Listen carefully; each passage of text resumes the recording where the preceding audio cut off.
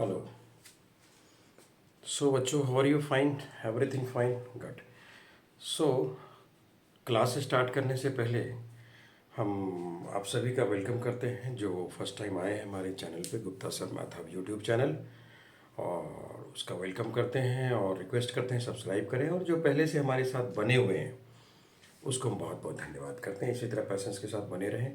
और जैसा कि हमने बोला है कि ऑलवेज हम डिस्कस करेंगे बेसिक कॉन्सेप्ट पे, तो बेसिक कॉन्सेप्ट पे हमारा जोर है। सो सर्टेनली आज भी हम एक नया चैप्टर ले रहे हैं, that is algebraic expression. What is that? Algebraic expression. तो अलजेब्रिक एक्सप्रेशन आज हम अलजेब्रा के बारे में देखेंगे। ठीक है, algebraic expression, right? Algebraic expression, ठीक है। Algebraic expression, this is a very very much important chapter है। कुछ बेसिक चीज़ है इनमें जो कि आपको क्लियर होना बहुत ही ज़रूरी है। बेसिक चीज़ क्या है? बहुत ही इम्पोर्टेंट चैप्टर है, बहुत ही इम्पोर्टेंट चैप्टर है, ठीक है। और इसमें हम कुछ बेसिक कंसेप्ट क्लियर करेंगे जो मैक्सिमम बच्चों का डाउट रहता है इसमें। So I will try to cover most of the topics in this and will clear some terminology which will clear all basic ideas, right? So now आप previous class में भी पढ़े होंगे कुछ like x plus y and 3 + p 4 + c और something different like 45 + x², something something कुछ आप remember करें, आप प्रीवियस क्लास में भी पढ़ चुके होंगे। तो आज हम लोग थोड़ा सा इसको देखेंगे कि आखिर ये अलजेब्रिक एक्सप्रेशन है क्या चीज़, राइट? आप देखें तो ये भी एक अलजेब्रिक एक्सप्रेशन है, ये भी एक अलजेब्रिक एक्सप्रेशन है। बट अलजेब्रिक एक्सप्रेशन बनता कैसे है, फॉर्म अप कैसे होता है, ठीक है। इसमें एक्स क्या है, 4 क्या है टर्म्स इसके, क्या कोएफिशिएंट है, क्या लाइक टर्म्स हैं, कौन से अनलाइक टर्म्स हैं, फैक्टर्स क्या हैं, इन सारी चीज़ों पे आज हम डिस्कस करेंगे, राइट? सारी चीज़ों का जितने भी मैंने अभी डिस्कस किए टर्मिनोलॉजी के, सबके हम आज आंसर्स ढूंढेंगे, आपके सामने ढूंढेंगे और आपके साथ हम मिलके ढूंढेंगे, राइट? सबके आंसर ढूंढेंगे, right? Okay, so let us start. सबसे पहले मैं ये देखना चाहता हूँ कि वेरिएबल्स क्या है। वेरिएबल्स क्या है? देखिए, वेरिएबल्स इन द सेंस आप क्या समझते हैं? जैसे एक्स हो गया, वाई हो गया, जेड हो गया, है ना? ये वेरिएबल्स हैं। वेरिएबल्स, आखिर इसको वेरिएबल्स हम कहते क्यों हैं? Why it is called variable? Because their value always gets changes. Their value always gets changes, right? So अब कैसे वैल्यू चेंज होता है? सम टाइम एक्स की वैल्यू 1 हो जाएगी, सम टाइम एक्स की वैल्यू 2 हो जाएगी, सम टाइम एक्स की वैल्यू 3 हो सकती है। एक्स तो कुछ भी हो सकता है। वाई की वैल्यू 4 हो जाएगी, 3 हो जाएगी, 2 हो जाएगी, कुछ भी हो सकता है। जेड भी कुछ भी हो सकता है। जेड की वैल्यू 6 हो जाएगी, 7 हो जाएगी, 8, कुछ भी हो सकता है। That's why they are called variables. क्या कहते हैं इसको हम? वेरिएबल्स कहते हैं। क्या कहते हैं इसको हम? वेरिएबल्स इन द सेंस कि जिसकी वैल्यू कांस्टेंट नहीं है, जिसकी वैल्यू हमेशा चेंज हो रही है, दैट गेट्स चेंज, उसको हम वेरिएबल्स कहते हैं। क्लियर है? अब वेरिएबल्स कौन से होंगे? ए से लेके जेड तक कोई भी वेरिएबल्स हो जाएगा। ए टू जेड कोई भी वेरिएबल्स हो जाएगा। ए से लेके जेड तक कोई भी अल्फाबेटिकल अगर हम letter, if we use this alphabetical letter, that is variables, ठीक है। Absolutely no doubt at all, there should not be any doubt, that is variables. A to Z आप कुछ भी यूज कर लें, कुछ भी यूज कर लें आप, ए टू जेड में सब वेरिएबल्स हो जाएगा, ठीक है। क्योंकि सबके वैल्यू अलग अलग होंगे, सबके वैल्यू चेंज होंगे, राइट? ठीक है, चल, ये तो हो गई वेरिएबल्स की बात। ध्यान देंगे बच्चों, बिकॉज ये चैप्टर जो है बच्चों इसी के ऊपर डिपेंड है, कौन सा वेरिएबल है, कौन सा टर्म है, कौन सा फैक्टर है, ये सब चीज़ों पे ये पूरी की पूरी चैप्टर आपकी डिपेंड है। जिसमें से फर्स्ट मैंने आपका क्लियर कर दिया है कि वेरिएबल्स क्या है। वेरिएबल्स क्या है, इसको ध्यान रखेंगे। वेरिएबल्स क्या है, मैंने आपको एक टॉपिक क्लियर किया, इसमें वेरिएबल्स क्या है, इसको आप ध्यान रखेंगे, ठीक है। चलिए अब आगे बढ़ते हैं वेरिएबल्स के साथ। अब देखते हैं दूसरा, आखिर वेरिएबल तो हमने देख लिया, अब कांस्टेंट क्या है? कांस्टेंट क्या है? कांस्टेंट क्या है? चलिए, कांस्टेंट क्या हो सकता है? आप थोड़ा आइडिया दें कांस्टेंट क्या हो सकता है। कांस्टेंट आप वर्ड मीनिंग ही कहता है कि कांस्टेंट जिसकी वैल्यू चेंज नहीं होती है। कांस्टेंट कहने का मतलब इसकी value doesn't get change, right. तो वैल्यू जिसकी चेंज नहीं होती है कांस्टेंट, सपोज 5 हो गया, 5 एक कांस्टेंट है, 5 की वैल्यू 5 ही रहेगी। 5 की वैल्यू हम 6 नहीं कर सकते, 5 की वैल्यू हम 6 नहीं कर सकते, 5 की वैल्यू 5 ही रहेगी। क्लियर है? 5 की वैल्यू 5 ही रहेगी। -600 है, इसकी वैल्यू -600 ही रहेगी, कोई चेंज नहीं आएगा।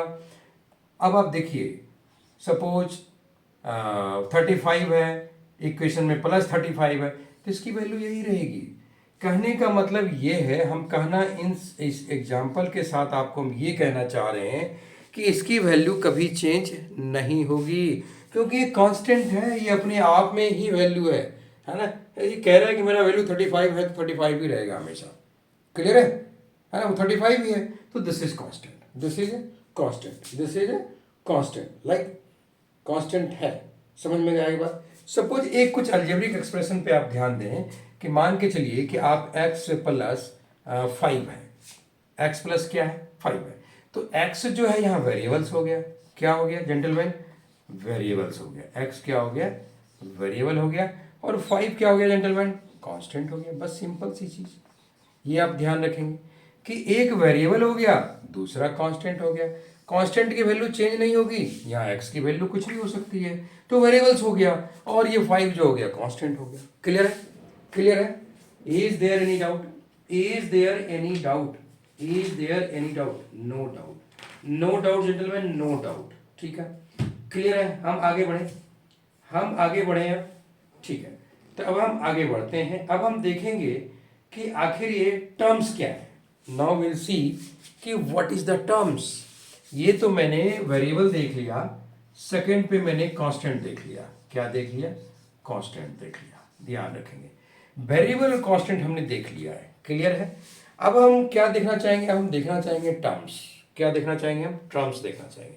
चलिए अब हम टर्म्स देखते हैं। देखिए ये सब चीज जो है ना, छोटी छोटी, आपके एग्जाम में भी पूछा जाता है, और समटाइम्स कहीं आपके एग्जाम में आ गया कि जी इसमें से ना टर्म्स अलग करो, फैक्टर्स अलग करो, एक टर्म्स की ट्री बना दो, एक फैक्टर्स की ट्री बना दो, मतलब इसके कोएफिशिएंट अलग कर दो। तो सम टाइम वहाँ क्या होगा ना कि आपके डाउट्स पे डाउट्स पे डाउट्स डाउट्स पे क्रिएट होते जाएंगे, एक बहुत सारा बहुत बड़ा माउंटेन क्रिएट हो जाएगा, that is mountains of doubts, है ना। तो वो नहीं होना चाहिए, राइट। अभी हमने वेरिएबल देख लिया, कांस्टेंट देख लिया, राइट। नाउ विल सी कि टर्म्स क्या होता है। चलिए अब हम टर्म्स की बात करते हैं। अब हम टर्म्स की बात करते हैं, तो टर्म्स क्या है? टर्म्स क्या है? ठीक है, अब टर्म्स देखेंगे, इसके बाद हम देखेंगे फैक्टर क्या है ना। टर्म्स के बाद हम क्या देखेंगे? फैक्टर क्या है। तो ये दो चीज बहुत साथ साथ चलते हैं, ये थोड़ा ध्यान से रखिएगा कि टर्म्स क्या है और फैक्टर क्या है। इसको बहुत ही मतलब माइनटली समझना है इसको, क्या फिर टर्म्स होता क्या है। आपने कभी कभी अलजेब्रिक एक्सप्रेशन देखा होगा कि 5x² - 3y², 5x² - 3y², या 5x², कुछ भी ले सकते हैं example, you can take it any example, x² - a²। चलिए ये ले लिया मैंने। चलिए एक अच्छा, एक माइनस में, एक चलिए एक प्लस में ले लेते हैं। और कोई डाउट? और कोई डाउट? Absolutely no doubt. ठीक है, very good very good, keep it up. ना अब आप बताइए कि 5x² - 3y, these are to expression. ये पहला एक्सप्रेशन है और ये दूसरा एक्सप्रेशन। ध्यान दीजिएगा, बहुत समझने वाली बात है।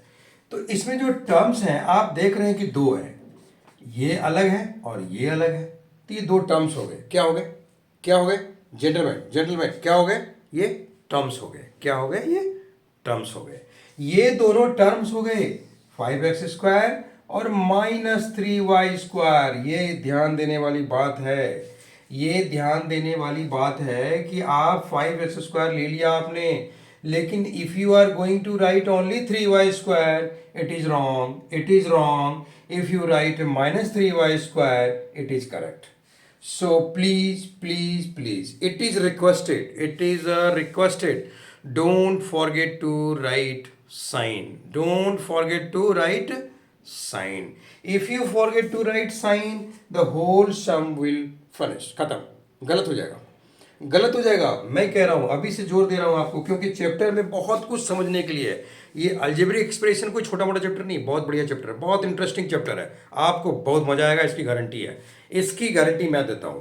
चलिए अब देखिए, 5x² minus 3y² x² plus a²।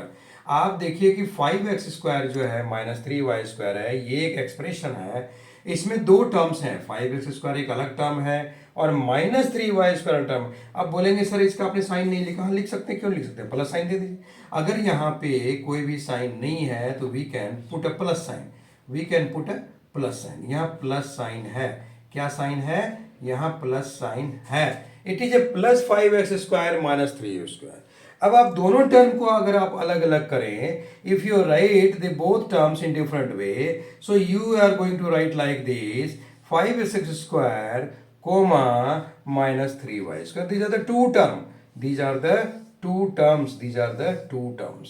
Clear है, क्लियर है जेंटलमैन। देखिए टर्म्स बहुत बहुत ही जरूरी है समझना, क्योंकि इसमें बहुत सारे उलटफेर हो सकते हैं। अभी हम एक और बहुत ही बढ़िया एग्जांपल लेंगे जो कि आपके टर्म्स को पूरी तरह से क्लियर कर देगा। देखिए यहाँ पे आपको समझ में आ गया कि 5 plus 5x² and minus 3y², these are the two terms here, right. अच्छा, इसको अनदर वे में कैसे लिख सकते हैं आप, इसको अनदर वे में if you want to write, how can you write this. अब आप देखिए, ध्यान से देखिएगा, ध्यान से देखिएगा कि हमने दो टर्म्स आपको बता दिया, आपको मैंने दो टर्म्स बता दिया, ठीक है, ठीक है। तो हमने एक पिकअप किया था, क्या था कि 5x², एक मिनट, अच्छा it is having some problem, कोई बात नहीं। देखिए हमने दो टर्म उठाई थी, एक लिया था 5x² माइनस 3y², ये लिया था मैंने, ठीक, इसी को लिया था ना हमने, वेरी करेक्ट। अब आप देखिए कि इसका तो प्लस है। अलजेब्रिक एक्सप्रेशन का ब्यूटी क्या है, सबसे बड़ा बहुत बढ़िया ब्यूटी है, क्या ब्यूटी है इसके लिखने की, कि अगर माइनस 3y² हम पहले भी लिख दें और ए प्लस 5x², इसमें कोई डिफरेंस नहीं है, कोई। आप देखिए, आप जरा ध्यान से देखिए, इसलिए मैंने आपको कहा था कि इसके साइन की बहुत बड़ी अहमियत है, इसकी साइन की बहुत बड़ी वैल्यू है। So how you are going to represent this, it is important, it is important. तो आप कैसे रिप्रेजेंट करने जा रहे हैं, ये बहुत ही इंपॉर्टेंट है कि आप देखिए कि माइनस, हमने बोला कि ये दो टर्म है, हमने बोला ये दो टर्म है, ये भी दो टर्म है ना, दो टर्म है ना। तो क्या किया मैंने, अभी कुछ नहीं किया, माइनस 3y² को पहले लिख दिया और प्लस 5x² को बाद में लिख दिया। ये भी दोनों ही सेम है, दोनों एक ही है। आप इसको लिख सकते हैं ऐसे, इस तरह से मैं ये आपको बताना चाहता हूं कि you can write like this also. अच्छा, एक एग्जाम्पल और ले लेते हैं, कोई दिक्कत नहीं है, एक एग्जाम्पल हम और ले लेते हैं, बहुत ही बेहतरीन एग्जाम्पल। चलिए एक एग्जाम्पल हम और लेते हैं। First suppose you are going to write 4x² minus 2y² plus 5z। चलिए ये है आपका, इस एक्सप्रेशन को how can you write this in different वे। आप इसको कहीं भी लिख सकते हैं, बट इसके साइन को नहीं भूलना है, इसके साइन को बच्चों नहीं भूलना है। क्या नहीं भूलना है, 4x² का साइन क्या है, माइनस है, 2y² का साइन क्या है, माइनस है, 5z का साइन किया है, प्लस है। देखिए आप इसको ध्यान से देखिए, इसमें तीन टर्म है, इसमें कितने टर्म है, तीन टर्म है, एक टर्म ये है, दूसरा टर्म ये है, तीसरा टर्म ये है ना, है कि नहीं है कि नहीं है, वेरी गुड। अब आप देखिए कि इस तीनों को हम कैसे, ये पूरा मिलके अलजेब्रिक एक्सप्रेशन है, ये पूरा मिलके अलजेब्रिक एक्सप्रेशन है, this is a complete algebraic expression, ये पूरा मिलके अलजेब्रिक एक्सप्रेशन है, ओके, ये पूरा मिलके अलजेब्रिक एक्सप्रेशन है। आगे चलिए, अभी इसको देखते हैं हम कि how can you write this.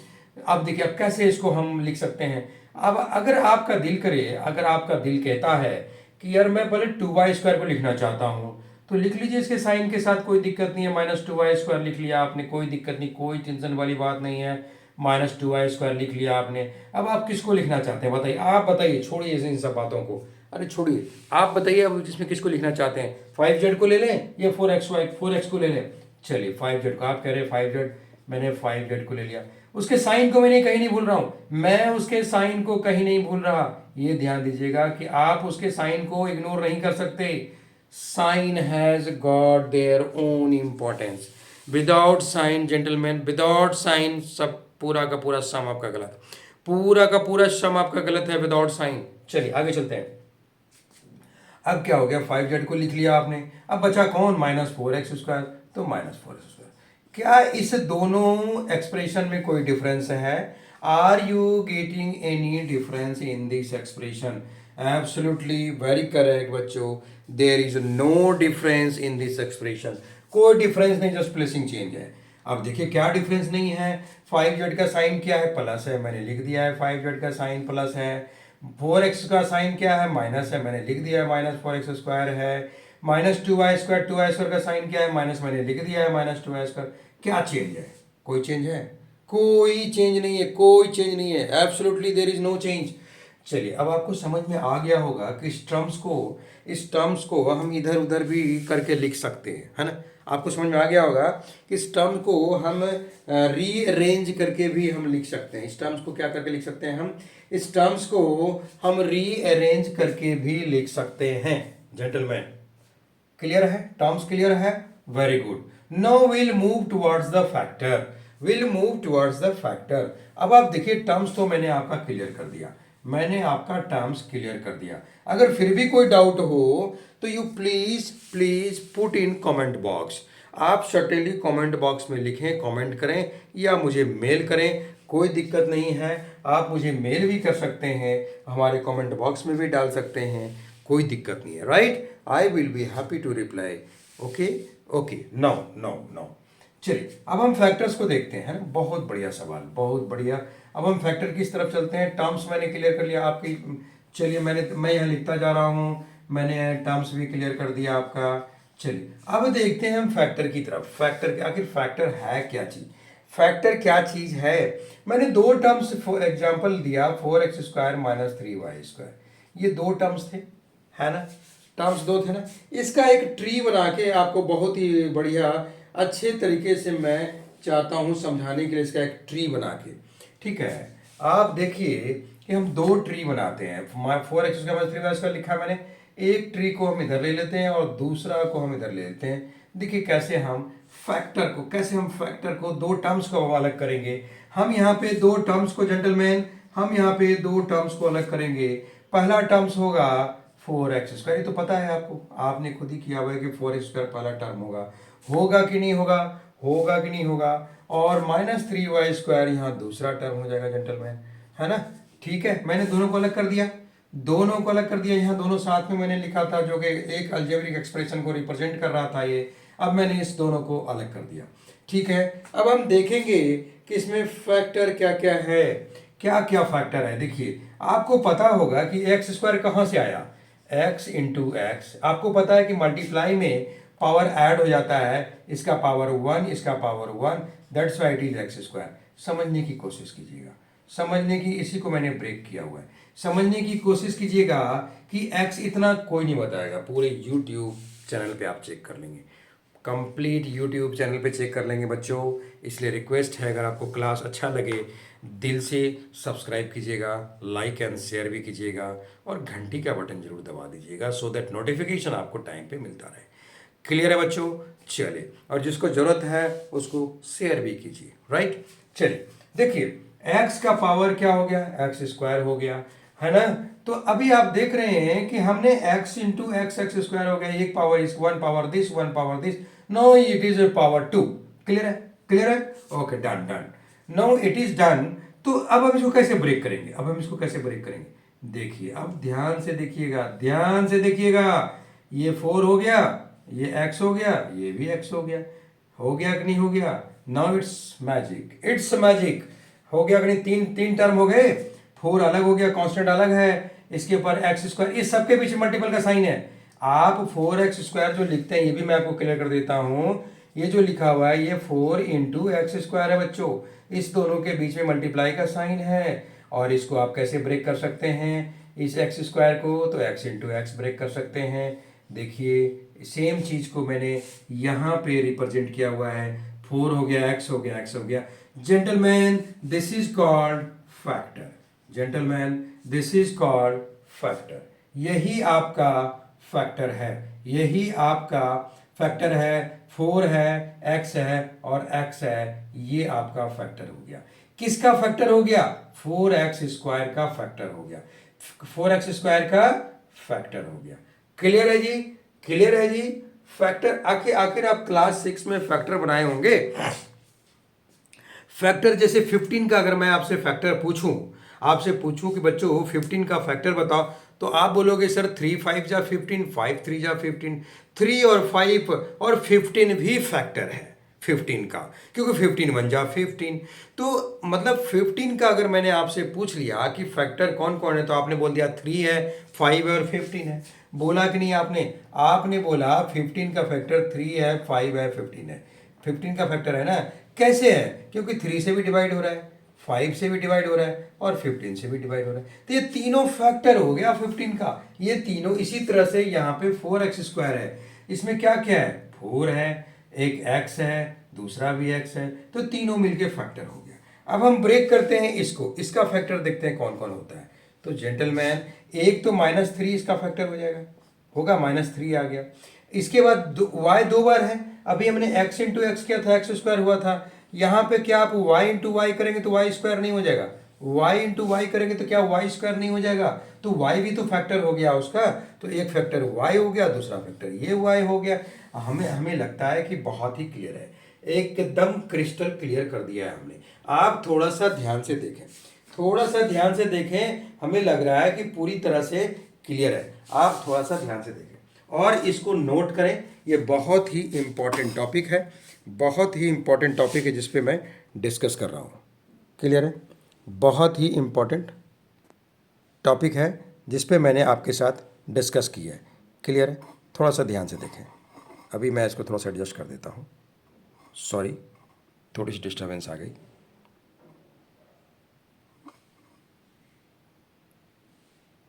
Clear है?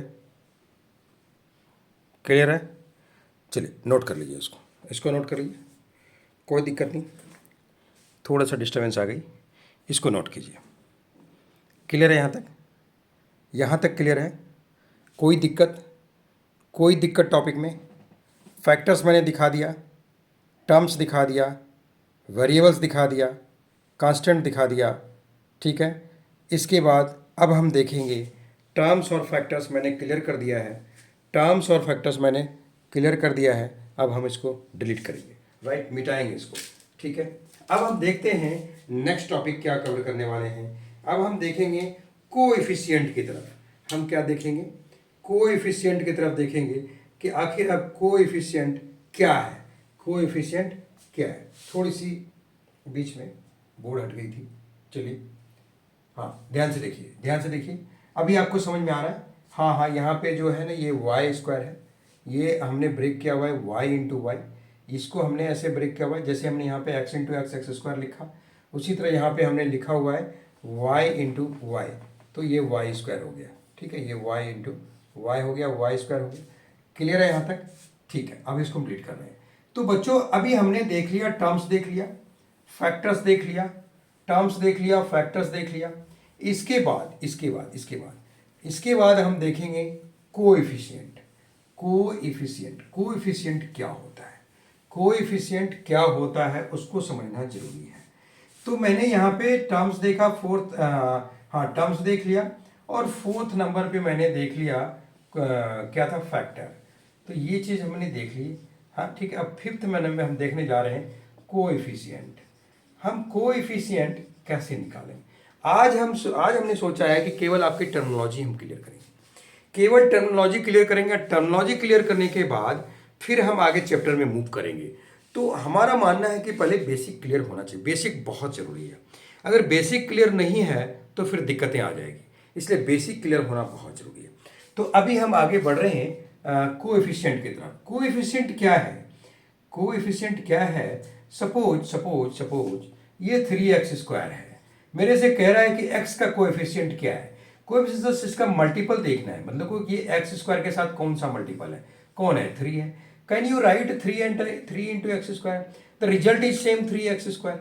Result is same 3x square. We can write 3 into x square equal to 3x square, right? So 3 is coefficient. 3 is coefficient. अगर कोई डिजिट ना हो, सपोज यहाँ पे y स्क्वायर है, यहाँ पे y स्क्वायर कोई डिजिट नहीं है, तो फिर भी बच्चों यहाँ पे 1% है, 1% है, तो 1 क्या हो जाएगा? 1 कोएफिशिएंट हो जाएगा. क्या हो जाएगा? 1 जो है कोएफिशिएंट हो जाएगा. क्लियर है? क्लियर है? 1 कोएफिशिएंट हो जाएगा क्योंकि 1 इंटू वाई स्क्वायर है, 1 इंटू वाई स्क्वायर है. किसी भी डिजिट के साथ अगर आपको कोई डिजिट, कोई कांस्टेंट डिजिट ना मिले, कोई उसका मल्टीपल में कोई डिजिट ना मिले, तो वहाँ 1% है. 1 ऑलवेज प्रेजेंट है. 5y स्क्वायर, 6y स्क्वायर तो 6 हो गया. अब जैसे सपोज देखो 7p स्क्वायर, तो 7 हो गया कोएफिशिएंट p स्क्वायर का. नहीं, 7 हो गया कि नहीं हो गया? -7p स्क्वायर, तो -7 कोएफिशिएंट हो गया उसका. कोएफिशिएंट का मतलब है कि उसका मल्टीपल में कौन है, मल्टीपल में कौन है. राइट? क्लियर है? क्लियर है?